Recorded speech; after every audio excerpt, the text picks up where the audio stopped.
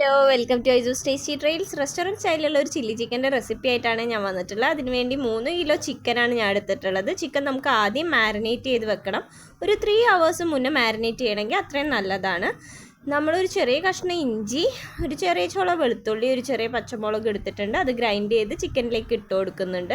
1 table spoon മഞ്ഞൾപ്പൊടി, 1 teaspoon മുളക് പൊടി, 1 teaspoon garam masala, 1 teaspoon Kashmiri chilli, ആവശ്യത്തിന് ഉപ്പ്, 1 ടേബിൾ സ്പൂൺ സോയ സോസ്. ഇത്രയും ഇൻഗ്രീഡിയൻസ് ആണ് നമ്മൾ ഇതിനു വേണ്ടി എടുത്തിട്ടുള്ളത്. മുളക് പൊടിയുടെ അളവൊക്കെ നമുക്ക് എരിവിനനുസരിച്ചിട്ട് അഡ്ജസ്റ്റ് ചെയ്യുക. കൂടുതൽ വേണമെങ്കിൽ കൂട്ടിക്കൊടുക്കുക, കുറവ് മതിയെങ്കിൽ അത് കുറച്ച് കൊടുക്കുക കേട്ടോ. ഇനി നമുക്ക് ഇതിലേക്ക് കോൺഫ്ലോറും മൈദയും വേണം. കോൺഫ്ലോർ 3 ടേബിൾ സ്പൂണും മൈദ 3 ടീസ്പൂണും 2 മുട്ട കൂടെ പൊട്ടിച്ച് ഒഴിച്ചു കൊടുത്തു കഴിഞ്ഞാൽ നമ്മുടെ കായം ഒരുവിധം റെഡി ആയിട്ടുണ്ട്. ഇത് നമുക്കിനി മിക്സ് ചെയ്ത് എടുക്കണം.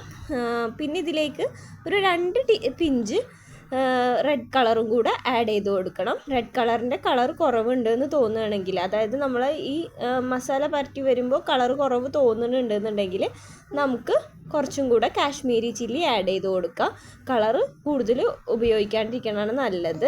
പിന്നെ വലിയ പീസുകളൊക്കെ ഉണ്ടെന്നുണ്ടെങ്കിൽ അതിനൊക്കെ ഒന്ന് വരഞ്ഞു കൊടുക്കുക. ഇനി നമുക്ക് സൺഫ്ലവർ ഓയിലിൽ ചിക്കൻ പൊരിച്ചെടുക്കണം. ചിക്കൻ ലോ ഫ്ലെയിമിൽ ഇട്ടിട്ട് തിരിച്ചും മറിച്ചിട്ട് പൊരിച്ചെടുക്കുക.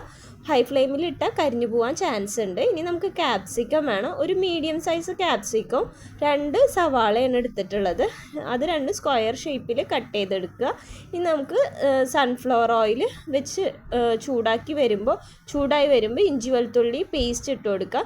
ഇഞ്ചി വെളുത്തുള്ളി കുഞ്ഞിതായി അരിഞ്ഞു കൊടുത്താലും കുഴപ്പമില്ല കേട്ടോ. ഞാൻ ഫ്രൈഡ് റൈസ് ഉണ്ടാക്കിയപ്പോഴാണ് ചില്ലി ചിക്കൻ ഉണ്ടാക്കിയത്. അപ്പോൾ അതിലും അങ്ങനെ ചെയ്തിട്ടുള്ള കാരണമാണ് ഇതിൽ ഞാൻ ചതക്കി ഇട്ട് കൊടുത്തത്. ഇനി നമ്മൾ സവാള ഇട്ട് കൊടുക്കുന്നുണ്ട്.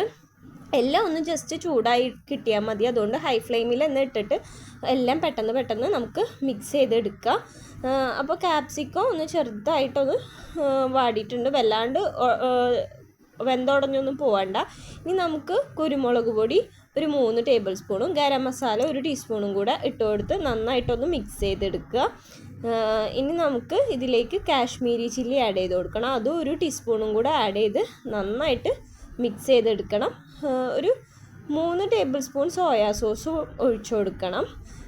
3 ടേബിൾ സ്പൂൺ കോൺഫ്ലോർ വെള്ളത്തിൽ മിക്സ് ചെയ്തിട്ട് അത് ഒഴിച്ചു കൊടുക്കണം. കോൺഫ്ലോർ ഡയറക്റ്റ് ഇടരുത്, കട്ട കുത്താൻ ചാൻസ് ഉണ്ട്, അത് കാരണമാണ്.